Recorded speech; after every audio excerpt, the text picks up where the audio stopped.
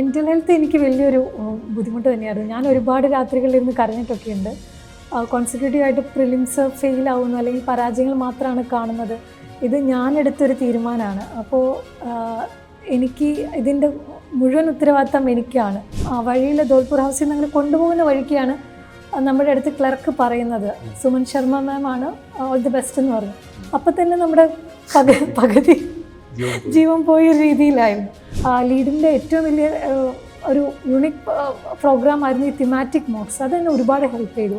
ഇപ്പോൾ Kerala based MOOCs അല്ലെങ്കിൽ international റിലേഷൻസിന് വേണ്ടിയിട്ടുള്ള ആ തീമിലുള്ള മോക്ക് ഇൻ്റർവ്യൂ, ഡാഫ് അനാലിസിസ്, ഇതെല്ലാം നമ്മളെ ഓൾ ടുഗെദർ കോൺഫിഡൻ്റ് ആക്കി. ഇപ്പോൾ നമ്മളായിട്ട് ഐസൊലേറ്റ് ചെയ്ത് ഇരുന്നിട്ട് പഠിച്ചിട്ട് കാര്യമില്ല ഈ ഒരു സ്റ്റേജിൽ. കാരണം അവർ ഓഫ് കോഴ്സ് ഇരിക്കുന്നത് നമ്മളെ ജഡ്ജ് ചെയ്യാനാണ്. നമ്മൾ ഇരുന്ന ഒരു 5 വ്യക്തികളുടെ മുമ്പിൽ ജഡ്ജ് ചെയ്യാനായിട്ട് ഇരുന്ന് കൊടുക്കുകയാണ്. ഈ ഒരു ജഡ്ജ്മെൻറ്റിനെ നേരിടാനായിട്ട് എന്നെ ഏറ്റവും കൂടുതൽ ഹെൽപ്പ് ചെയ്ത് ഗ്രൂപ്പ് ഡിസ്കഷൻസാണ്. എനിക്ക് തോന്നുന്നു ഞാനിവിടെ സ്ഥിരം കയറി ഇറങ്ങുന്ന ഒരു വ്യക്തിയായിരുന്നു ഇൻ്റർവ്യൂവിൻ്റെ ടൈമിൽ.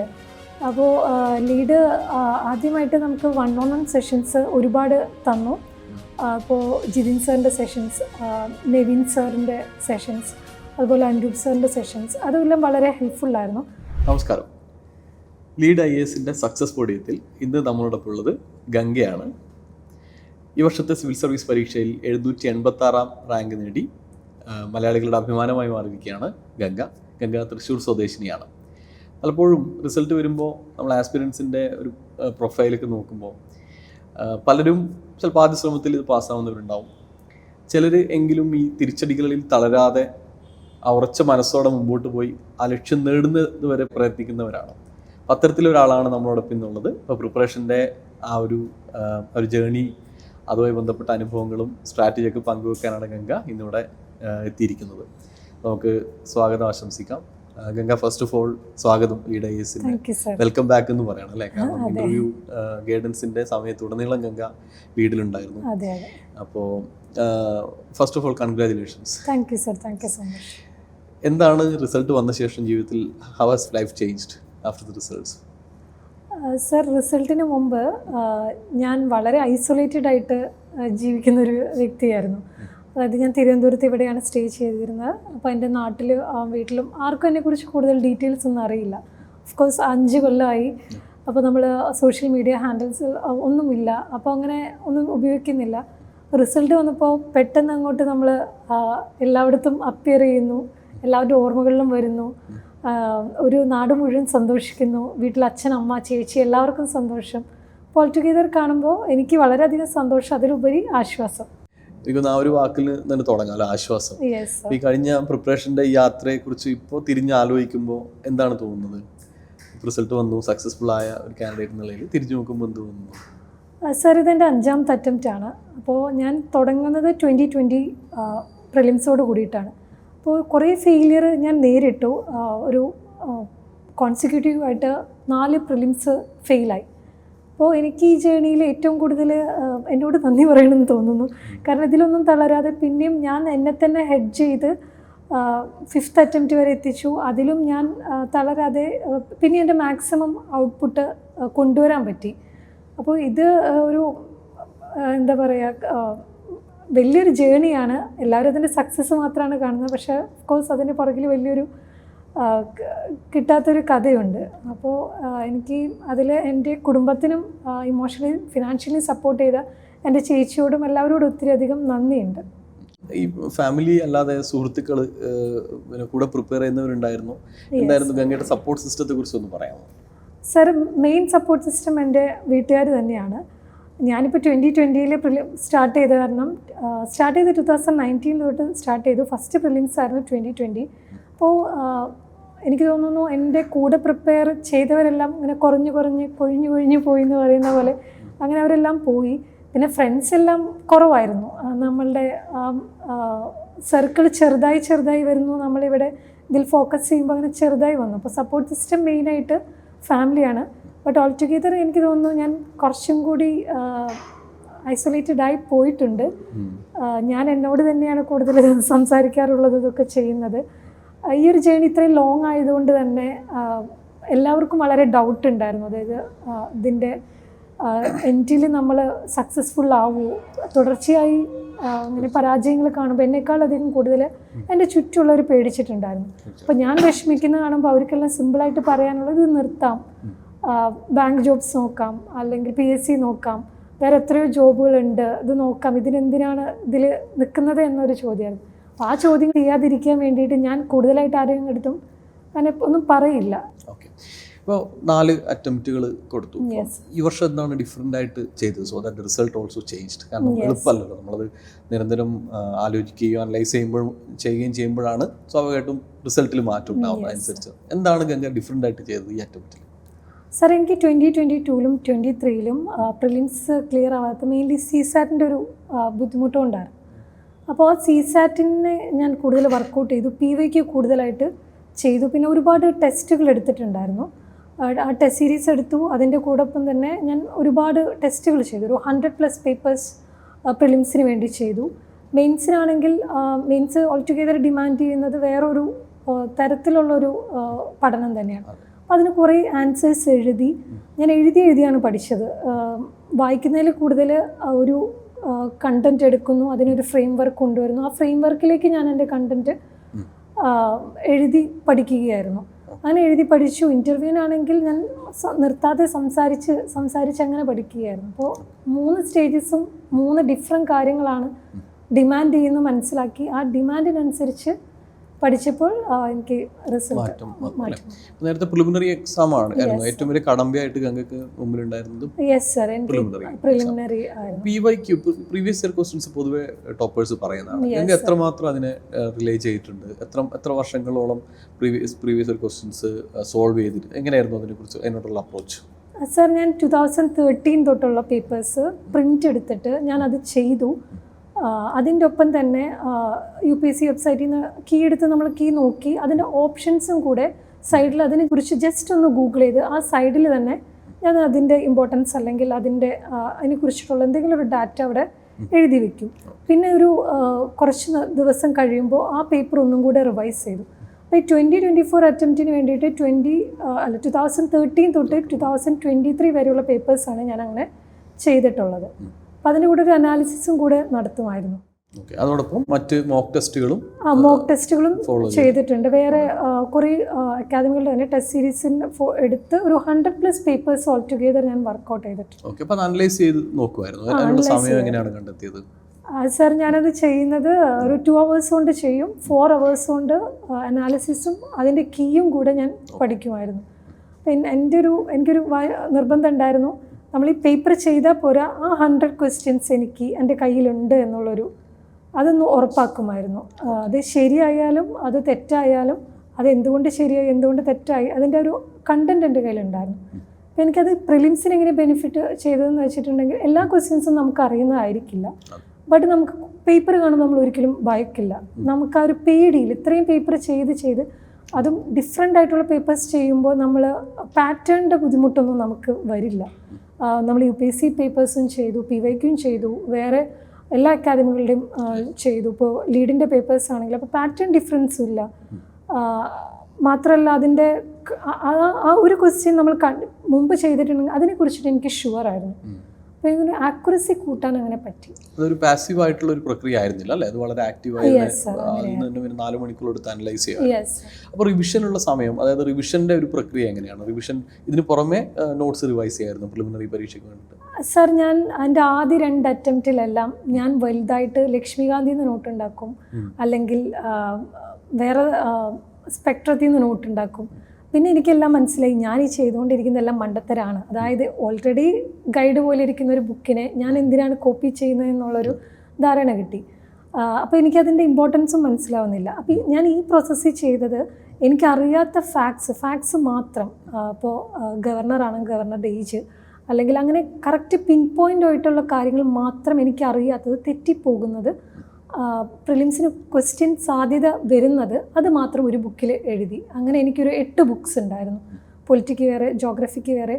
അപ്പോൾ ഇതെല്ലാം പിൻ പോയിൻ്റ് ആയിട്ടുള്ള നോട്ട്സ് ആയിരുന്നു. മേ ബി എനിക്ക് തോന്നുന്നു ഒരു ക്വസ്റ്റ്യൻ പേപ്പറിൽ നിന്ന് എനിക്ക് ആകെ 1 പേജാണ് നോട്ട് വരുന്നത്, അല്ലെങ്കിൽ കൂടി വന്നാൽ 2 പേജാണ് നോട്ട് വരുന്നത്. അപ്പോൾ ഇത് റിവൈസ് ചെയ്യുന്നുള്ളത് കുറച്ചും കൂടി എളുപ്പമുള്ളൊരു പ്രോസസ്സാണ്. എനിക്കൊട്ടും ഇഷ്ടമില്ലാത്തൊരു കാര്യമാണ് റിവൈസ് ചെയ്യുക എന്നുള്ളത്. ബട്ട് ഇങ്ങനെ ചെയ്തപ്പോൾ കുറച്ചും കൂടെ അത് എൻജോയ് ചെയ്ത് പഠിക്കാൻ പറ്റി. അപ്പോൾ പ്രിലിംസിന് മുമ്പുള്ള 2 വീക്ക് ഞാൻ റിവിഷൻ മാത്രമാണ് ചെയ്തിട്ടുള്ളത്. പിന്നെ ഇടയ്ക്കൊക്കെ ഒന്ന് പേപ്പർ ചെയ്യുന്നത് ആ ഒരു നമുക്ക് കണക്ഷൻ പോകാതിരിക്കാനും വീണ്ടും പുതിയ കാര്യം ചെയ്യുന്നു എന്ന് തോന്നാതിരിക്കാനും വേണ്ടി ഇടയ്ക്ക് ചെയ്തു നോക്കുമായിരുന്നു. തീർച്ചയായിട്ടും. ഇത്തവണയാണെങ്കിലും എനിക്കൊന്ന് പ്രിലിമിനറി പരീക്ഷ എടുക്കാറായി. അപ്പോൾ ഏറ്റവും കൂടുതൽ ആൾക്കാർ പേടിക്കുന്നത് CSAT എന്ന പേപ്പറാണ്. 2023 ഒരു പരീക്ഷയ്ക്ക് ശേഷം എല്ലാവർക്കും അത് വളരെ സീരിയസ് ആയി എടുക്കാൻ തുടങ്ങിയിട്ടുണ്ട്. നല്ല കാര്യമാണ്. ഗംഗ CSAT-ന് വേണ്ടി പ്രത്യേകം എന്തെങ്കിലും ചെയ്തിരുന്നോ? അപ്പാർട്ട് ഫ്രം PYQ നോക്കുന്നതിന് അപ്പുറത്ത് പ്രത്യേകമായിട്ട് എന്തെങ്കിലും ക്ലാസ് കാണുകയോ അതെന്തായിരുന്നു പ്രിപ്പറേഷൻ രീതി? CSAT-ന് വേണ്ടി ഞാൻ കോഴ്സ് ചെയ്തിട്ടുണ്ടായിരുന്നു. എനിക്ക് തോന്നുന്നു CSAT-നെ കുറച്ച് ലൈറ്റായിട്ട് എടുക്കാതെ എല്ലാവരും അതിൻ്റെ സീരിയസ്നെസ്സോട് കൂടി തന്നെ കാണും. ഇവൻ ദോ ക്വാളിഫയിങ് ആണെങ്കിലും അത് കടന്നാലേ നമ്മൾ കോമ്പറ്റീഷൻ ഉള്ളൂ. അപ്പോൾ അതിന് വേണ്ടിയിട്ട് നമ്മൾ പഠിക്കുകയും അതിന് വേണ്ടിയിട്ട് ഞാൻ അത്രയും എഫേർട്ട് കൊടുത്തു. എനിക്ക് തോന്നുന്നൊരു കാര്യം, നമ്മുടെ ഇപ്പോൾ ഇംഗ്ലീഷ് കോംപ്രഹെൻസീവ് ക്വസ്റ്റ്യൻസ് ആണെങ്കിലും ഇതിന് ഞാൻ ഒരുപോലെ ഇമ്പോർട്ടൻസ് കൊടുത്തു. മുമ്പ് ഞാൻ രണ്ടും ഇത്ര എണ്ണം ഇതിൽ നിന്ന് ചെയ്യാം, അല്ലെങ്കിൽ മാത്സ് ഇത്ര ചെയ്യാം, റീസണിങ് ഇത്ര ചെയ്യാം, അങ്ങനെയൊക്കെ എല്ലാം ധാരണകളുണ്ടായിരുന്നു. പ്രാവശ്യം ധാരണകളൊന്നും ഇല്ലാതെ എല്ലാത്തിനും ഇമ്പോർട്ടൻസ് കൊടുത്തു. ഞാനത് മനസ്സിലാക്കി, നമുക്ക് അറിയില്ല അവർ ഏതാണിപ്പോൾ ടഫാക്കുന്നത് അല്ലെങ്കിൽ ഏത് രീതിയിലാണ് കോൺസെൻട്രേറ്റ് ചെയ്യുന്നത്. അപ്പോൾ എല്ലാത്തിനും ഒരുപോലെ ഇമ്പോർട്ടൻസ് കൊടുത്ത് പഠിക്കുമായിരുന്നു. ഒപ്പം PYQ ഈ പറഞ്ഞ പോലെ 2013 തൊട്ട് 23 വരെ വർക്കൗട്ട് ചെയ്തു. അതോടൊപ്പം മെയിൻസിലേക്ക് വരുമ്പോൾ മെയിൻസ് പ്രിപ്പറേഷൻ എങ്ങനെയായിരുന്നു? പ്രത്യേകിച്ചും പ്രിലിമിനറി എക്സാമിന് മുമ്പ് തന്നെ നമ്മൾ ആൻസർ റൈറ്റിംഗ് ഒക്കെ സ്റ്റാർട്ട് ചെയ്തു. നിങ്ങൾക്ക് എന്തുകൊണ്ടാണ് ആൻസർ റൈറ്റിംഗ് സീരിയസ് ആയി സ്റ്റാർട്ട് ചെയ്തത്? മെയിൻസിൻ്റെ ആ ഒരു പ്രിലിമിനറി പരീക്ഷ കഴിഞ്ഞിട്ടുള്ള സമയം എങ്ങനെയായിരുന്നു പ്രിപ്പറേഷൻ? സർ, ഞാൻ മുമ്പ് ടെസ്റ്റ് സീരീസ് എല്ലാം എടുത്തിട്ടുണ്ടായിരുന്നു, പക്ഷെ അത്ര സീരിയസ് ആയിരുന്നില്ല. ഓഫ്കോഴ്സ് നമുക്ക് മെയിൻസ് ആ ഒരു ഡെഡ് ലൈൻ വരുമ്പോഴാണല്ലോ നമുക്ക് പുഷ് വരുന്നത്. അപ്പോൾ പ്രിലിംസ് കഴിഞ്ഞപ്പോൾ എനിക്ക് ആകെ കൂടെ ഒരു നടുകടലിൽ നിൽക്കുന്നൊരവസ്ഥയായിരുന്നു. എന്ത് ചെയ്യണം, എങ്ങനെ ചെയ്യണം എന്നൊക്കെ അറിയാതെ. പിന്നെ ടെസ്റ്റ് സീരീസിനനുസരിച്ചിട്ട് പഠിക്കപ്പോൾ നമുക്ക് പോർഷൻസ് കുറച്ചും കൂടെ കവർ ചെയ്യാൻ ഈസി ആയിരിക്കും.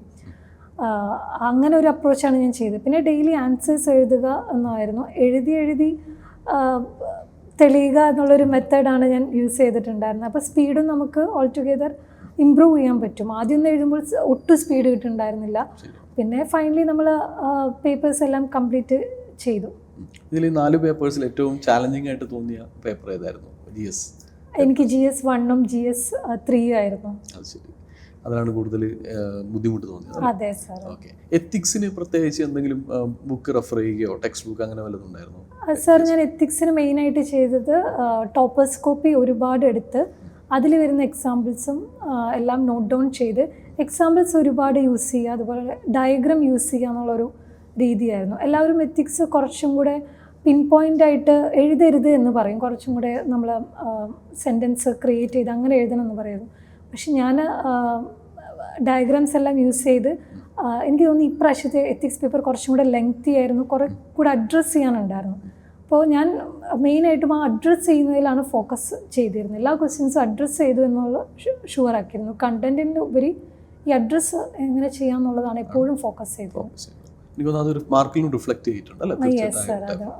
റിഫ്ലക്റ്റ് ഓപ്ഷനിൽ മലയാളമായിരുന്നു അല്ലേ? ബോട്ടണിയാണ് പഠിച്ചതെങ്കിലും എന്തുകൊണ്ടാണ് മലയാളം ഐച്ഛിക വിഷയമായിട്ട് ഓപ്ഷണലായിട്ട് തിരഞ്ഞെടുത്തത്? സർ, മലയാളം എനിക്ക് ഇഷ്ടമായിരുന്നു.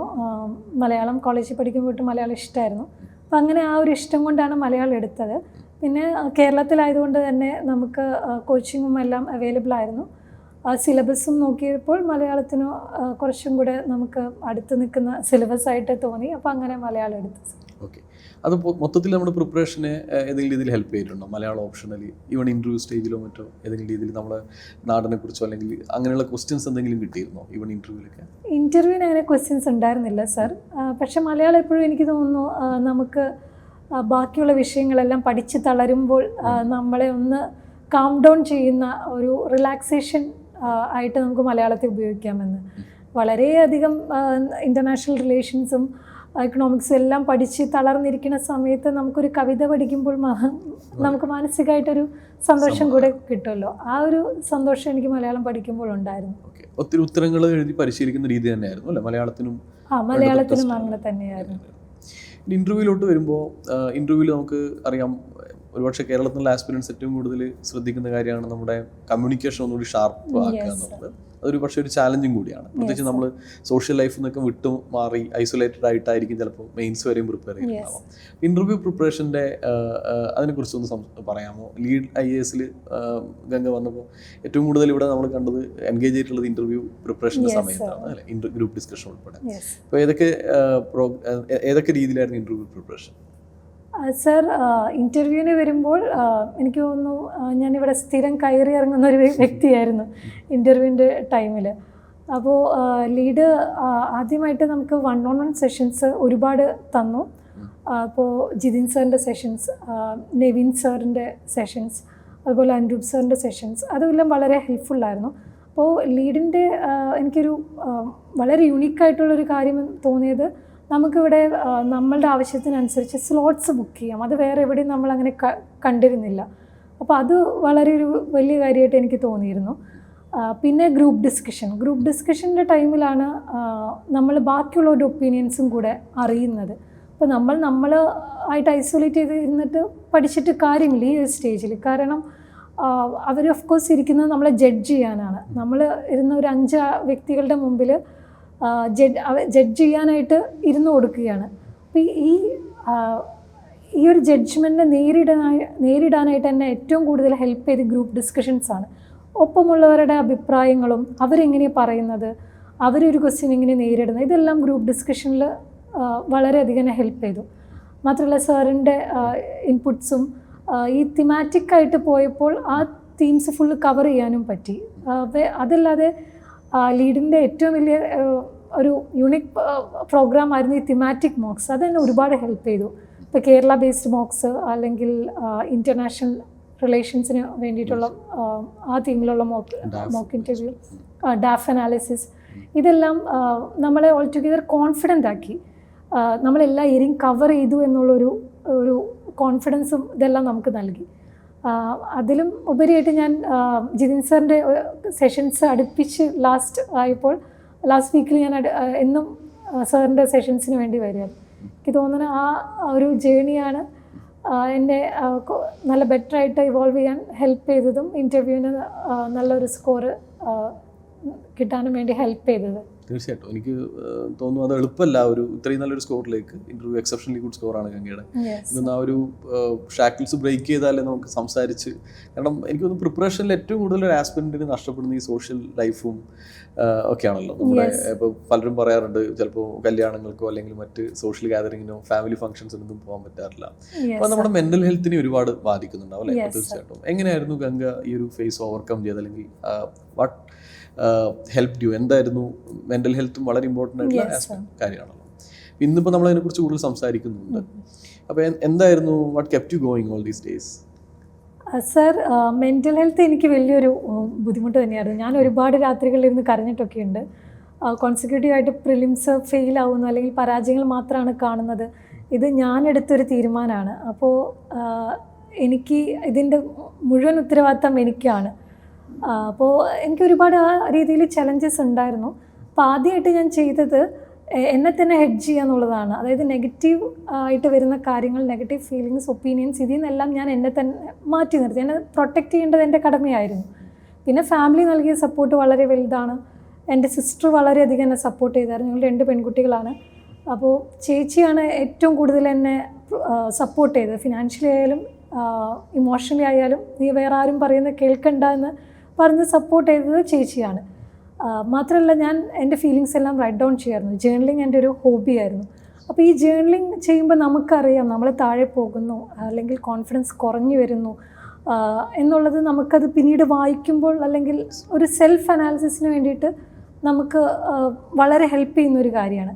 ഇത് വരുമ്പോൾ നമുക്ക് സ്വയം ഇമ്പ്രൂവ് ചെയ്യാനുള്ളൊരു സ്കോപ്പും കൂടെ അവിടെ കിടക്കുന്നുണ്ട്. അപ്പോൾ നമ്മൾ തന്നെ നമ്മളെ തന്നെ അങ്ങനെ പിക്കപ്പ് ചെയ്ത് ഒരു രാത്രി കരഞ്ഞാലും കാലത്ത് മോർണിംഗ് എണീക്കുമ്പോൾ നമ്മൾ നല്ല എനർജിയിൽ എണീക്കും. അത് നമ്മൾ തന്നെ അതിനൊരു എഫേർട്ട് ഇട്ട് എണീക്കും. അപ്പോൾ എനിക്ക് തോന്നുന്നു ആദ്യം ചെയ്യേണ്ടത് നമ്മൾ നെഗറ്റീവ് ആയിട്ടുള്ള എല്ലാ കാര്യങ്ങളും നമ്മൾ മാറ്റി നിർത്തുക. പിന്നെ സെൽഫ് ഡൗട്ട് ഇല്ലാതിരിക്കുക. ബാക്കി ആരും ഡൗട്ട് ചെയ്താലും നമ്മൾ ബിലീവ് ചെയ്യുക. സെൽഫായിട്ട് ബിലീവ് ചെയ്യുമ്പോഴാണ് ചേഞ്ചസ് വരുന്നതെന്ന് തോന്നുന്നു. തീർച്ചയായിട്ടും. ഇൻ്റർവ്യൂവിനെ കുറിച്ചുള്ള ഒരു എക്സ്പെക്റ്റേഷൻ എന്തായിരുന്നു? അതുപോലെ ആയിരുന്നു ഇൻ്റർവ്യൂ പോയത്? ആ ദിവസത്തെ എങ്ങനെ ഓർക്കുന്നു? Yes sir. സർ ഇൻ്റർവ്യൂവിന് പോയപ്പോൾ നമ്മൾ ഒരുപാട് കഥകൾ കേട്ടിട്ടുണ്ടല്ലോ. അപ്പോൾ ഈ സുമൻ ശർമ്മ മാമിൻ്റെ ബോർഡാണെന്ന് നമ്മളെ വഴിയിൽ ധോൽപൂർ ഹൗസിൽ നിന്ന് അങ്ങനെ കൊണ്ടുപോകുന്ന വഴിക്കാണ് നമ്മുടെ അടുത്ത് ക്ലർക്ക് പറയുന്നത് സുമൻ ശർമ്മ മാം ആണ് ഓൾ ദി ബെസ്റ്റ് എന്ന് പറഞ്ഞു. അപ്പം തന്നെ നമ്മുടെ പകുതി ജീവൻ പോയ രീതിയിലായിരുന്നു. ബട്ട് അവിടെ ചെന്നിരുന്നു. അവിടെ സുമൻ ശർമ്മ മാം ചോദിച്ച എല്ലാ ക്വസ്റ്റ്യൻസും കുറച്ചൊക്കെ ഫാക്ച്വലായിരുന്നു, കുറച്ചൊക്കെ ഒപ്പീനിയൻ ബേസ്ഡ് ആയിരുന്നു. ഞാൻ എടുത്തൊരു കാര്യം എന്ന് പറയുന്നത് ഒപ്പീനിയൻസ് ബേസ്ഡ് ആയിട്ടുള്ള ക്വസ്റ്റ്യൻസിന് ഒന്നിനും എനിക്ക് ന്യൂട്രൽ സ്റ്റാൻഡ് എടുത്തിട്ടില്ല. എല്ലാത്തിനും എനിക്ക് വ്യക്തമായ സ്റ്റാൻഡുകൾ ഉണ്ടായിരുന്നു. അല്ലെങ്കിൽ എനിക്കിതാണ് തോന്നുന്നത് എന്നൊരു കാര്യം ഞാൻ പറഞ്ഞായിരുന്നു. അല്ലെങ്കിൽ അതിൻ്റെ പ്രോസും കോൺസൊന്നും അങ്ങനെയൊന്നും ഞാൻ ചെയ്തില്ല. എൻ്റേതായിട്ടുള്ള അഭിപ്രായങ്ങൾ പറഞ്ഞു. പിന്നെ ഒരു സീരിയസ് ഇൻ്റർവ്യൂ ആയിരുന്നു. പ്രത്യേകിച്ച് ഫണ്ണോ കാര്യങ്ങളോ അല്ലെങ്കിൽ അവിടെ അങ്ങനെ ഒന്നും ഉണ്ടായിരുന്നില്ല. എല്ലാവരും വളരെ സീരിയസ് ആയിരുന്നു. ഇൻ്റർനാഷണൽ റിലേഷൻസും അതിനെക്കുറിച്ചിട്ടുള്ളൊരു ഡിസ്കഷനായിരുന്നു. ഓൾ ടുഗെദർ ഒരു വേൾഡ് അഫെയർസിന് ആയിരുന്നു മുന്നിട്ട് നിന്നത്. പിന്നെ വിമൻ എംപവർമെൻറ്റിനെ കുറിച്ചിട്ടൊക്കെ ക്വസ്റ്റ്യൻസ് ഉണ്ടായിരുന്നു. അപ്പോൾ എനിക്ക് തോന്നുന്നു അതായിരിക്കും എന്നെ ഹെൽപ്പ് ചെയ്തത്. അവരും അതിന് എഗ്രി ചെയ്യുന്ന ഒരു രീതിയായിരുന്നു എല്ലാ കാര്യങ്ങളും പറഞ്ഞതിനും. അപ്പോൾ അതെന്നെ ഹെൽപ്പ് ചെയ്തിട്ട് ഉണ്ട് എന്ന് തോന്നുന്നു. എനിക്ക് അവിടെ നിന്ന് ഇറങ്ങുമ്പോഴും എനിക്ക് വലിയ പ്രതീക്ഷകളല്ല ഇതെങ്ങനെയാണ് പോയതെന്ന്, എങ്ങനെയാണ് ഇത് എൻ്റെ ചെയ്തതെന്ന്. ഞാൻ എൻ്റെ അഭിപ്രായങ്ങൾ പറഞ്ഞു. പക്ഷേ സ്കോർ വന്നപ്പോൾ ഞാൻ ഇവിടെ ആൻഡ്രൂഫ് സാറിനും ജിതിൻ സാറിനൊക്കെ ആദ്യം മെസ്സേജ് അയച്ചു, സാർ ഇൻ്റർവ്യൂ സ്കോർ നന്നായിട്ട് വന്നിട്ടുണ്ട്, താങ്ക് യു സോ മച്ച്. അപ്പോൾ അതിനെ ഓൾ ടുഗെദർ ഞാൻ ഉണ്ണി സാറിനോടും ആൻഡ്രൂഫ് സാറിനോടും ജിതിൻ സാറിനോടും എല്ലാവരോടും താങ്ക്ഫുള്ളാണ്. തീർച്ചയായിട്ടും എനിക്ക് തോന്നുന്നു ഇൻ്റർവ്യൂ ആണ് നമുക്ക് ഒരുപാട് ആൻസൈറ്റി ഉള്ള ഒരു സംഭവം, അതെങ്ങനെ പോകും എന്നുള്ളത് അല്ലേ, വളരെ നിർണായകമായിട്ടുള്ളൊരു ഘടകം കൂടിയാണ് നമ്മുടെ റാങ്കിൽ. ഈ സിവിൽ സർവീസ് യാത്ര തുടങ്ങുന്ന ഒരു പോയിന്റിലേക്ക് ആലോചിച്ചാൽ എന്നാണ് ഇങ്ങനെ ഒരു ആഗ്രഹം ഉണ്ടാവുന്നത്, ഈ പരീക്ഷ എഴുതണം അല്ലെങ്കിൽ സിവിൽ സർവീസിലോട്ട് വരണമെന്ന് എപ്പോഴാണ് ഗംഗ തീരുമാനിക്കുന്നത്? കോളേജ് കാലത്താണോ അതോ അതിന് മുമ്പാണോ? സർ, കോളേജിന് മുമ്പ് തന്നെ എനിക്ക് സിവിൽ സർവീസ് എന്നുള്ളൊരു ആഗ്രഹം കിടക്കുന്നുണ്ടായിരുന്നു. പക്ഷെ എൻ്റെ മുമ്പിൽ മാർഗദർശികളായിട്ട് അങ്ങനെ ആരുമില്ല. എൻ്റെ നാട്ടിൽ ആളുകളില്ല, അല്ലെങ്കിൽ എനിക്ക് മുമ്പേ പഠിച്ചവരില്ല. എൻ്റെ കോളേജിൽ നിന്ന് ആദ്യത്തെ സിവിൽ സർവീസ് ക്ലിയർ ചെയ്യുന്ന വ്യക്തി ഞാനാണ്. പഠിച്ച 2 സ്കൂളിൽ നിന്നും സിവിൽ സർവീസ്, ഹയർ സെക്കൻഡറി ആയാലും 10 വരെ പഠിച്ച സ്കൂളിൽ നിന്നായാലും സിവിൽ സർവീസ് ക്ലിയർ ചെയ്യുന്ന ആദ്യത്തെ വ്യക്തി ഞാനാണ്. അപ്പോൾ എനിക്കിതിന് മുമ്പ് ചെയ്തവരാരും അറിയില്ല. അപ്പോൾ എനിക്ക് പക്ഷേ ഇങ്ങനെ ഒരു സ്വപ്നം ഉണ്ടായിരുന്നു. ഞാൻ കോളേജ് കഴിഞ്ഞിട്ടാണ് ഞാൻ സീരിയസ് ആയിട്ട് ചിന്തിക്കുന്നത്. അപ്പോൾ ഈ സ്വപ്നത്തെക്കുറിച്ച് പറയുമ്പോൾ തന്നെ എല്ലാവരും കളിയാക്കുന്ന രീതിയിലൊക്കെ ആയിരുന്നു. പക്ഷേ എനിക്ക് ഡെയർ ടു ഡ്രീം എന്ന് പറയില്ലേ, അതുപോലെ ഞാൻ ഡെയറിങ് ആയിരുന്നു. എനിക്ക് കൂടുതൽ അറിയാത്തതും കൊണ്ടാണ് കേട്ടോ, കൂടുതൽ അറിയില്ല. അപ്പോൾ പിന്നെ നമുക്ക് പേടിയില്ലല്ലോ, ഞാൻ സിവിൽ സർവീസിൽ പോവാണെന്ന് പറയും. ഇത് ഇത്രയും ടഫാണെന്നും ഈ രാജ്യത്ത് തന്നെ ഏറ്റവും വലിയ അല്ലെങ്കിൽ ഏറ്റവും ബുദ്ധിമുട്ടുള്ള മത്സര പരീക്ഷയാണെന്ന് എനിക്ക് അന്ന് അറിയുന്നുണ്ടായിരുന്നില്ല. പിന്നെ അതിലേക്ക് കയറിയപ്പോഴാണ് അറിഞ്ഞത്. പിന്നെ വെച്ച കാല് പിന്നോട്ട് എടുക്കുക എന്നുള്ളത് എനിക്ക് കുറച്ച് ബുദ്ധിമുട്ടായതുകൊണ്ട് ഞാൻ തന്നെ അതിൽ തുടർന്നു. പിന്നെ 21 വയസ്സിലാണ് ഞാൻ തീരുമാനം എടുക്കുന്നത്. 21 വയസ്സിൽ എനിക്ക് ആ ചിന്തിച്ചെടുത്ത തീരുമാനമാണ് എൻ്റെ ലൈഫ് തന്നെ മാറ്റിയത്. എൻ്റെയും എൻ്റെ കുടുംബത്തിൻ്റെയും എല്ലാവരുടെയും ലൈഫ് മാറ്റുന്നത്. ഇനി മരണം വരെ ഉള്ള എൻ്റെ ലൈഫ് ഡിസൈഡ് ചെയ്ത് ആ ഒരു 21 വയസ്സുള്ള ആ കുട്ടിയുടെ തീരുമാനമായിരുന്നു. അപ്പോൾ എനിക്ക് അന്നത്തെ എന്നോട് തന്നെ എനിക്ക് ഒരുപാട് നന്ദിയുണ്ട്. ബാക്കി അത്രയും റെസിലിയൻ്റ് ആയിട്ട് മുന്നോട്ട് നീങ്ങിയ എന്നോട് ആ അവസരത്തിൽ എൻ്റെ കുടുംബത്തിനോട് എല്ലാവരോടും എനിക്ക് നന്ദിയുണ്ട്. എൻ്റെ ഒപ്പം നിന്ന് എല്ലാവരോടും എനിക്ക് ഗ്രാറ്റിറ്റ്യൂഡാണ് ഉള്ളത്. തീർച്ചയായിട്ടും ഒരുപാട് സപ്പോർട്ട് ഉണ്ടായിരുന്ന പോലെ പലരും ചിലപ്പോൾ തളർത്താനും നോക്കി കാണും അല്ലെങ്കിൽ യാത്രയിൽ. അപ്പോൾ പലരും പറയാറുണ്ട് പ്രിപ്പറേഷൻ്റെ സമയത്ത് ഡിസ്ട്രാക്ഷൻ ഒഴിവാക്കാൻ സോഷ്യൽ മീഡിയ ഒക്കെ കംപ്ലീറ്റ്ലി അതിന് വിട്ടു നിൽക്കും. അങ്ങനെ ആയിരുന്നോ ഗംഗയുടെ ഒരു സ്ട്രാറ്റജി, അതോ സോഷ്യൽ മീഡിയ ഒക്കെ യൂസ് ചെയ്തിരുന്നു? സർ, ഞാനിത് വരുന്നതിന് മുമ്പ് സോഷ്യൽ മീഡിയയിൽ വളരെയധികം ആക്റ്റീവായിരുന്നു. ഫേസ്ബുക്കിലാണെങ്കിലും ഇൻസ്റ്റഗ്രാമിലാണെങ്കിലും എനിക്ക് ഒരു ദിവസം പോലും സോഷ്യൽ മീഡിയ ഇല്ലാതെ ജീവിക്കുന്ന ഒരു വ്യക്തിയായിരുന്നു ഞാൻ. എൻ്റെ അഭിപ്രായങ്ങൾ പറയുന്നതെന്ന് പറഞ്ഞ പോലെ എല്ലാത്തിനെ കുറിച്ച് കമൻറ്റ് ചെയ്യും, നമ്മളുടെ അഭിപ്രായങ്ങൾ എഴുതും. അപ്പോൾ നമ്മൾ ഇന്നായിട്ട് നിൽക്കുന്ന ഒരു ക്യാരക്ടറായിരുന്നു. എല്ലാ സോഷ്യൽ ഇഷ്യൂസിനെ കുറിച്ചിട്ടും നമ്മൾ എഴുതുന്ന അങ്ങനത്തെ ഒരു ക്യാരക്ടറായിരുന്നു. അപ്പോൾ എനിക്ക് സോഷ്യൽ മീഡിയ ഹാൻഡിൽസ് എല്ലാം തന്നെ ഡീആക്ടിവേറ്റ് ചെയ്യേണ്ടി വന്നിട്ടുണ്ട്. എനിക്ക് തോന്നുന്നു അതും കുറച്ച് ഹെൽപ്ഫുള്ളായിരുന്നു. ഡിസ്ട്രാക്ഷൻസ് ഒഴിവാക്കാൻ പറ്റി. അതുപോലെ ഞാൻ എന്നെ തന്നെ ഫോക്കസ് ചെയ്യാൻ വേണ്ടിയിട്ട് എൻഗ്രോസ് എന്ന് പറഞ്ഞിട്ടൊരു ആപ്പ് യൂസ് ചെയ്തിട്ടുണ്ടായിരുന്നു. അതുപോലെ ഡിജിറ്റൽ ഡീടോക്സ് എന്ന് പറഞ്ഞിട്ട് വേറൊരു ആപ്പ്, നമ്മുടെ ഓൾടുഗെദർ നമ്മുടെ ഫോൺ നിർജ്ജീവാക്കുന്ന ആ ഒരു ആപ്പാണ് ഡിജിറ്റൽ ഡീടോക്സ്. അപ്പോൾ ഇങ്ങനെ ആപ്സും യൂസ് ചെയ്തു. സോഷ്യൽ മീഡിയയിൽ എല്ലാം കട്ട് ഡൗൺ ചെയ്തു. എൻ്റെ നമ്പർ വരെ ഞാൻ മാറ്റിയിട്ടുണ്ടായിരുന്നു, ഫോൺ നമ്പർ. അത് ഒരുപക്ഷെ ഹെൽപ്പ് ചെയ്തിട്ടുണ്ടാവും. യെസ് സർ, ഡെഫിനറ്റ്ലി ഹെൽപ്പ് ചെയ്തിട്ടുണ്ട്. പിന്നെ സോഷ്യൽ മീഡിയയിൽ നിന്ന് ഇല്ലാതിരുന്നു എന്നതുകൊണ്ട് നമ്മൾ സോഷ്യലി ഡിസ്കണക്റ്റഡ് ആവുന്നില്ല. നമ്മൾ ന്യൂസ് പേപ്പേഴ്സ് അല്ലെങ്കിൽ വേറെ മാർഗങ്ങളിലൂടെയെല്ലാം സോഷ്യൽ ഇഷ്യൂസൊക്കെ ആയിട്ട് കണക്റ്റഡ് ആയിട്ട് തന്നെ നിന്നിട്ടുണ്ട്. ഓക്കെ, അത് പറഞ്ഞപ്പോഴാണ് ഇപ്പോൾ കറണ്ട് അഫയേഴ്സിൻ്റെ ഒരു കാര്യം എല്ലാവരും പൊതുവെ കേൾക്കാൻ ആഗ്രഹിക്കുന്നതാണ് ടോപ്പേഴ്സിൽ നിന്ന്. എങ്ങനെയാണ് ഇപ്പോൾ പത്രവായന എന്തായാലും തുടർന്ന് വന്നിട്ടുണ്ടാവും ഈ വർഷങ്ങളിൽ. അപ്പോൾ കറണ്ട് അഫയേഴ്സിൻ്റെ പ്രത്യേക നോട്ട് പ്രിപ്പയർ ചെയ്യായിരുന്നു, അതോ പലരും കമ്പൈലേഷനെ ആശ്രയിക്കുന്നുണ്ട്? ഗംഗയുടെ എന്തായിരുന്നു കറണ്ട് അഫയേഴ്സിന് വേണ്ടിയിട്ടുള്ള റിസോഴ്സ് എന്തായിരുന്നു? സാർ, ഞാൻ ചെറുപ്പം തൊട്ടേ പത്രം വായിക്കാൻ ഇഷ്ടപ്പെടുന്ന ഒരു വ്യക്തിയാണ്. അപ്പോൾ സിവിൽ സർവീസിലോട്ട് കടന്നപ്പോൾ പിന്നെ കുറച്ചും കൂടെ ഇംഗ്ലീഷ് പത്രങ്ങൾ വായിക്കാൻ തുടങ്ങി. ആദ്യം ഹിന്ദു ആയിരുന്നു, പിന്നീട് ഇന്ത്യൻ എക്സ്പ്രസ് ആണ് വായിക്കുന്നത്. അപ്പോൾ മെയിനായിട്ട് പത്രം വായനയാണ് എല്ലാം ഫോക്കസ് ചെയ്യുന്നത്. പക്ഷേ ഞാൻ നോട്ട്സ് പത്രത്തിൽ നിന്ന് എടുക്കുന്നത് വളരെ കുറവാണ്.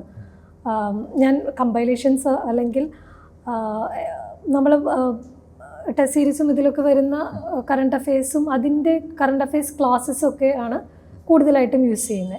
അപ്പോൾ എനിക്ക് തോന്നുന്നു പത്രത്തിൽ നിന്ന് നോട്ട് ഉണ്ടാക്കുക എന്നത് കുറച്ചും കൂടെ ടൈം കൺസ്യൂം ചെയ്യുന്ന ഒരു പ്രോസസ്സ് ആയതുകൊണ്ട് ഞാൻ അതിന് നിൽക്കാറില്ല. പക്ഷെ പത്രം വായിക്കും. പത്രം വായിക്കുന്നത് വളരെ ഹെക്റ്റിക്കായിട്ടൊരു പഠിക്കുന്ന രീതിയിലല്ല, അതൊരു എൻ്റെ ഒരു റൂട്ടീൻ്റെ ഭാഗമായിട്ട് ഞാൻ വായിക്കും. അതുകൊണ്ട് തന്നെ നമ്മൾ പിന്നെ കമ്പൈലേഷനിൽ ഈ ഒരു കാര്യം കാണുമ്പോൾ പെട്ടെന്ന് നമുക്കതിനെ ക്യാച്ച് ചെയ്യാൻ പറ്റും. അതൊരു വിഷൻ പോലെയാണ്. അപ്പോൾ എനിക്ക് തോന്നുന്നു അത് കുറച്ചും കൂടെ എന്നെ ഹെൽപ്പ് ചെയ്തിട്ടുണ്ട് ക്രിസ്പായിട്ട് അങ്ങനെ കമ്പൈലേഷനിലുള്ളത് നോക്കുമായിരുന്നു. ഇപ്പോൾ നമ്മൾ സോഷ്യൽ മീഡിയയുടെ കാര്യം പറഞ്ഞു, ടെക്നോളജി നമ്മുടെ പ്രിപ്പറേഷൻ. എനിക്ക് നിങ്ങൾ മെയിൻസ് ഒക്കെ കഴിഞ്ഞ സമയത്താണ് ChatGPT പോലത്തെ AI ടൂൾസ് ഒക്കെ വളരെ പ്രോമിനൻ്റ് ആവുന്നത്. അതൊക്കെ പ്രിപ്പറേഷന് ഹെൽപ്ഫുൾ ആയിരുന്നു ടെക്നോളജി? പ്രത്യേകിച്ചും ഇപ്പോൾ നമ്മൾ ടോപ്പേഴ്സ്കോപ്പിയുടെ കാര്യം പറഞ്ഞു, ബട്ട് ഇന്റർനെറ്റിൽ ഒരുപാട് റിസോഴ്സസ് ഉണ്ട്. അപ്പോൾ എന്തായിരുന്നു, എത്രമാത്രം ടെക്നോളജിയുടെ ഈ ടൂൾസ് ഉപയോഗിച്ചിട്ടുണ്ട് പ്രിപ്പറേഷൻ? എനിക്ക് തോന്നുന്നു ChatGPT അതുപോലെ AI ടൂൾസ് വന്നു കഴിഞ്ഞിട്ട് ആദ്യത്തെ ഇൻ്റർവ്യൂ അറ്റൻഡ് ചെയ്ത ആളുകളാണ് ഞങ്ങൾ 2024 ബാച്ചിലുള്ളവർ. അപ്പോൾ ഞാൻ എക്സ്റ്റെൻസീവ്ലി ChatGPTനെ റിലൈ ചെയ്തിട്ടുണ്ട്. ഞാനങ്ങനെ പ്രോംപ്റ്റ് കറക്റ്റ് കൊടുക്കും, എനിക്ക് നെഗറ്റീവ്സ് തരൂ അല്ലെങ്കിൽ അതിൻ്റെ പോസിറ്റീവ്സ് തരൂ എന്ന് പറഞ്ഞിട്ട്. അപ്പോൾ ChatGPT അതിൽ ഒരുപാട് നമ്മുടെ ഒപ്പീനിയൻ ഫോം ചെയ്യാൻ അല്ലെങ്കിൽ അതിൽ നിന്ന് എടുക്കാനും ഒരുപാട് ഹെൽപ്പ് ചെയ്തിട്ടുണ്ട്. മാത്രമല്ല ChatGPT ഒരു പ്രത്യേകത, അവർ 2 സൈഡും തരും. അപ്പം നമുക്കതിൽ നിന്ന് പിന്നെ നമ്മുടെ ചോയ്സാണ് ഏതെടുക്കണം എന്നുള്ളത്. കുറേ നമ്മളതിൽ ഹെൽപ്പ് ചെയ്തിട്ടുണ്ട്. ടൈം ഒരുപാട് നമുക്കതിൽ ലാഭിക്കാനായിട്ട് പറ്റും. ഓക്കെ, സോ എന്തൊക്കെയായിരുന്നു മറ്റു ഹോബികൾ? സർ, പഠിക്കുന്ന സമയത്ത് ഞാൻ വളരെ ബിസി ആയിട്ടുള്ള ഒരാളായിരുന്നു. ഞാൻ ഒരുപാട് വേറെ ആക്ടിവിറ്റീസിലും പങ്കെടുക്കുമായിരുന്നു. എനിക്ക് യുവജന സംഘടനാ പ്രവർത്തനങ്ങളുണ്ടായിരുന്നു. കോളേജിൽ മാഗസിൻ എഡിറ്ററായിരുന്നു, NCCയിലുണ്ടായിരുന്നു. അപ്പോൾ ഹോബീസിൽ അങ്ങനെ ഒരുപാട് സമയം കിട്ടിയിരുന്നില്ല. പിന്നെ എൻ്റെ കോളേജിൽ പഠനവും കാര്യങ്ങളും, പിന്നെ അച്ഛനമ്മയ്ക്കൊക്കെ അന്ന് ഒരു ചെറിയ കടയുണ്ടായിരുന്നു, അപ്പോൾ അവിടെ ഹെൽപ്പ് ചെയ്യും. പിന്നീട് UPSCയിലോട്ട് വന്നപ്പോഴാണ് കൂടുതലായിട്ട് നമുക്ക് നമ്മുടേതായിട്ട് സമയം കിട്ടുന്നത്, വേറെ കാര്യങ്ങളിലൊന്നും ഇല്ലാതെ. അപ്പോൾ ഞാൻ ചെസ്സ് കളിക്കും, ഗാർഡനിങ്, ചെറുതായിട്ട് ഇൻഡോർ ഗാർഡനിങ് ഉണ്ടായിരുന്നു, പിന്നെ ജേർണലിങ് ഉണ്ടായിരുന്നു. അങ്ങനെ കുട്ടികളെ മെൻറ്റർ ചെയ്യും. ഇതൊക്കെയായിരുന്നു മെയിനായിട്ടുള്ള ഹോബീസ്. ഇപ്പോൾ ഈ പറഞ്ഞ നമ്മുടെ കോളേജ് സമയത്തേക്കുള്ള ആക്ടിവിറ്റീസ് പലതും അത് ഏതെങ്കിലും രീതിയിൽ നമ്മുടെ ആ സമയത്ത് അക്വയർ ചെയ്ത സ്കിൽസും ഒക്കെ പ്രിപ്പറേഷനിലോ അല്ലെങ്കിൽ നമ്മുടെ സിവിൽ സർവീസ് പരീക്ഷയിൽ വിജയത്തിന് സഹായിച്ചിട്ടുണ്ടോ ഗംഗ? ഇപ്പോൾ തിരിഞ്ഞു നോക്കുമ്പോൾ പ്രത്യേകിച്ച് NCCയിലൊക്കെ വരുമ്പോൾ നമ്മുടെ ലീഡർഷിപ്പ് സ്കിൽസും ഇൻട്രാക്ഷൻസ് ഒക്കെ ഇമ്പ്രൂവ് ആവും, കമ്മ്യൂണിക്കേഷൻ സ്കിൽസ് ഇമ്പ്രൂവ് ആവും. അപ്പോൾ അതൊക്കെ ഏതെങ്കിലും രീതിയിൽ പ്രിപ്പറേഷനെയോ നമ്മുടെ വിജയത്തെ സഹായിച്ചിട്ടുള്ളതായിട്ട് തോന്നുന്നുണ്ടോ? സർ, കോളേജിലും അല്ലെങ്കിൽ മുമ്പുണ്ടായിരുന്നൊരു ഗംഗ, ആ ഗംഗ തന്നെയാണ് ഞാനിപ്പോഴും ഉള്ളത്. അതെനിക്ക് തോന്നുന്നത് അത് ഏറ്റവും കൂടുതൽ റിഫ്ലക്റ്റ് ചെയ്തിട്ടുള്ളത് PT പേഴ്സണാലിറ്റി ടെസ്റ്റിലാണ്. അതായത് നമ്മളെ തന്നെ പ്രസൻറ്റ് ചെയ്യാനും നമുക്ക് ചോദിക്കുന്ന ചോദ്യങ്ങൾ നേരിടാനും എല്ലാത്തിനും നമ്മളെ ഹെൽപ്ഫുൾ ആക്കിയത്. പിന്നെ എനിക്ക് ഉണ്ടായിരുന്ന ഒരു സ്ട്രെസ് ഇൻ്റർവ്യൂ പോലെ എന്നോടെല്ലാം വളരെ സീരിയസ് ആയിട്ടുള്ള ഇൻ്റർവ്യൂ ആയിരുന്നു. അപ്പോഴും എനിക്ക് അത്യാവശ്യം കൂളായിട്ട് ഇരിക്കാനെല്ലാം പറ്റിയത് എൻ്റെ ജീവിത അനുഭവങ്ങൾ തന്നെയാണ് ഈ ഇതിലുള്ളത്. പിന്നെ പ്രിലിംസിനും മെയിൻസിനും ഡിമാൻഡ് ചെയ്തത് വേറെ വേറെ കാര്യങ്ങളായിരുന്നു. അപ്പോൾ കൂടുതലായിട്ടും നമ്മൾ ടൈം കൊടുക്കുക എന്നതായിരുന്നു. അപ്പോൾ ആ ടൈം കൊടുത്തത് കൊണ്ട് എനിക്ക് അവിടെയും വിത്ത് ഫ്ലൈയിങ് കളേഴ്സ് വരാൻ പറ്റി. ഓക്കെ, എന്തായാലും ഈ വർഷം പരീക്ഷ ആവാറായി. അപ്പോൾ ഇനിയിപ്പോൾ പരീക്ഷ എഴുതാൻ പോകുന്ന ആസ്പിരൻസിന് എന്ത് മെസ്സേജാണ് ഞങ്ങൾക്ക് കൊടുക്കാൻ ആഗ്രഹിക്കുന്നത് based on your experience? Sir, എനിക്ക് ആദ്യം പറയാനുള്ളത്, നമ്മൾ തളരാതിരിക്കുക, നമ്മളുടെ സ്വപ്നങ്ങളുടെ കൂടെ പിടിക്കുക. ഒരു ഫെയിലിയർ കൊണ്ട് നമ്മളെ തന്നെ ഡിഫൈൻ ചെയ്യാതിരിക്കുക. സൊസൈറ്റി കംപ്ലീറ്റ്ലി ജഡ്ജ് ചെയ്യുമെങ്കിലും ആ ജഡ്ജ്മെൻറ്റ്സിൽ തളരാതിരിക്കുക, നമ്മൾ സെൽഫ് ഡൗട്ട് ഇല്ലാതിരിക്കുക. Believe in yourself and anything is possible. And after all എനിക്ക് പറയാനുള്ളത്, ട്രസ്റ്റ് ദ പ്രോസസ്സ്. നിങ്ങളിടുന്ന ആ ഒരു എഫേർട്ടിനെ ട്രസ്റ്റ് ചെയ്യുക. ഇപ്പോൾ എന്താണോ നിങ്ങളുടെ മെൻറ്റേഴ്സ് പറയുന്നത് അല്ലെങ്കിൽ നിങ്ങളുടെ ടീച്ചേഴ്സ് പറയുന്നത്, അതിനെ ട്രസ്റ്റ് ചെയ്യുക. ഇപ്പോൾ പലർക്കും പല ഡൗട്ട്സാണ്, ഇത് ചെയ്താൽ ശരിയാവോ ശരിയാകില്ലെന്ന്. ബട്ട് പ്രൂവൺ ആയിട്ടുള്ള മെത്തേഡ്സാണ് നമുക്ക് പറഞ്ഞു തരുന്നത്. അപ്പോൾ എനിക്ക് ഇനീഷ്യലി പറ്റിയ അബദ്ധങ്ങളെല്ലാം അതുകൊണ്ടാണ്. അപ്പോൾ അതൊന്നും റിപ്പീറ്റ് ചെയ്യാതെ, അല്ലെങ്കിൽ നമ്മൾക്ക് തന്നിരിക്കുന്ന മെത്തേഡ് ഫോളോ ചെയ്യുക എന്നുള്ളതാണ്. ഇപ്പോൾ PTSനാണെങ്കിൽ ആ ടെസ്റ്റ് സീരീസിൽ, അപ്പോൾ ഇവിടെയാണെങ്കിൽ പ്രിലിംസ് കില്ലറാണ്, അതിൽ പറയുന്ന കാര്യങ്ങൾ ഫോളോ ചെയ്യുക എന്നുള്ളത്, ആ പ്രോസസ്സിനെ ട്രസ്റ്റ് ചെയ്യുമ്പോൾ നമുക്ക് നന്നായിട്ട് അതിൽ റിസൾട്ട് വരും. അതുപോലെ മെയിൻസിനാണെങ്കിൽ മെയിൻസ് ടെസ്റ്റ് സീരീസിനെ ട്രസ്റ്റ് ചെയ്യുക. കൂടുതലായിട്ട് നമ്മളായിട്ട് അതിനെ ചെയ്യാതെ അതിൽ എടുക്കുന്ന പോർഷൻസ് ആ വീക്കിൽ കംപ്ലീറ്റ് ചെയ്ത് അതിൻ്റെ കൂടെ പോകുമ്പോൾ നമുക്ക് വിത്ത് ഫ്ലൈയിങ് കളേഴ്സ് വരാൻ പറ്റും. തീർച്ചയായിട്ടും എനിക്കൊന്ന് വളരെ വാല്യുബിൾ ആയിട്ടുള്ളൊരു മെസ്സേജാണത്. പലപ്പോഴും നമ്മൾ ഈ സക്സസ് പോഡിയത്തിൽ സംഭാഷണം കഴിയുമ്പോൾ ഭയങ്കര ഇൻസ്പയറിംഗ് ആയിട്ടുള്ള ഒരു നോട്ടിലാണ് അത് അവസാനിക്കുക. എനിക്കൊന്ന് ഗംഗയുടെ ഇൻ്റർവ്യൂ കഴിഞ്ഞപ്പോഴും എനിക്കൊന്ന് കേട്ട നിങ്ങളെല്ലാവരും ശ്രദ്ധിച്ച പല കാര്യങ്ങളിലൊന്ന്, പ്രതീക്ഷ കൈവിടാതെ നമ്മുടെ ആഗ്രഹത്തിന് വേണ്ടി ദൃഢനിശ്ചയത്തോടെ മുമ്പോട്ട് വരാനുള്ള മനസ്സാണ്. അതോടൊപ്പം ഉറപ്പായിട്ടും തെറ്റുകൾ തിരുത്തുകയും അതിൽ നിന്ന് പഠിക്കുകയും മറ്റ് ആരെന്ത് പറഞ്ഞാലും കേൾക്കാതെ നമ്മുടെ ലക്ഷ്യത്തിന് വേണ്ടി പ്രയത്നിക്കുക എന്നുള്ളത് കൂടിയാണ്. അപ്പോൾ ഇത്രയും ആത്മവിശ്വാസം സ്ഫുരിക്കുന്ന വാക്കുകൾ നമ്മളായിട്ട് പങ്കുവെച്ച ഗംഗയ്ക്ക് ഒരിക്കൽ കൂടി അഭിനന്ദനങ്ങളും സ്നേഹവും അറിയിച്ചുകൊണ്ട് നമുക്കിന്നിവിടെ വൈൻഡപ്പ് ചെയ്യാം. All the best Ganga for all the future endeavours. Thank you sir, thank you so much. Lead IAS, #1 IAS Academy in Kerala.